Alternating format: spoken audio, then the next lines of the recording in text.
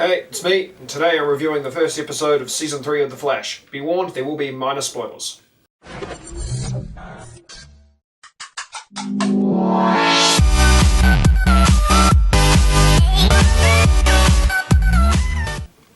Wally finally donning the Kid Flash outfit.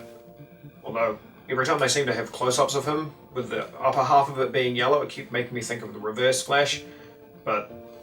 yellow speed resistant kind of suiting, so it kind of makes sense.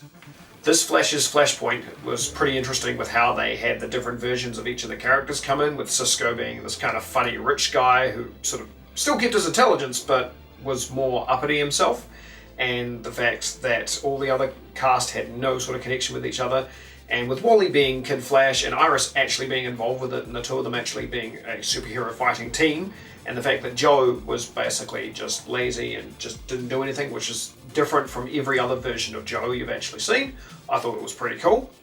And the fact that Caitlin was just an optometrist, which got her dragged in because Barry thought that he needed all of his old team back together and they all didn't click together at all because the same circumstances didn't bring them together, and so they didn't synergize together properly, which I thought was pretty cool. The fact that Barry and the Flashpoint kept sort of disappearing and reappearing by using super speed. For some reason, in this particular instance, it bothered me a little more than when he usually does it in the show, because usually there's not as many people around when he disappears and reappears, but in this case there was quite a lot of people in sort of the background shots, like when he's hanging around in the Jitters Cafe and he just kind of vanishes out the shop because he speeds off, and then sort of there's a bunch of people in the shop and it's just sort of a moment of, I'm pretty sure someone would have seen him just take off. The issue is the fact that Barry somehow ended up with an Earth 2 cage that he stuck Reverse Flash into. Sort of brings up the question of why couldn't Reverse Flash figure out how to get out the same way Barry did?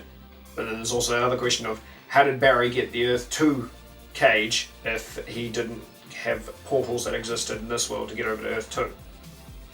Slight sign that I may be overthinking a small, simple fact that they just wanted to have a way of having Reverse Flash trapped so that he wouldn't run around and cause a muck. I can see time travel and Barry losing bits of memories and regaining bits of memories being sort of a very overarching story element that's going to be used through this season, and I'm really looking forward to seeing how well they play it off. Considering time travel, if you think about it too much, it gets confusing and nothing makes sense. If you don't think about it enough, nothing makes sense, and it's sort of that weird mix of science that's still going to be in that sci-fi kind of area because no one really fully understands how time travel could work without actually having someone prove that time travel works, and then that gets into a whole different kettle of fish. But I'm looking forward to seeing how they do this. I'll see you guys after episode 2.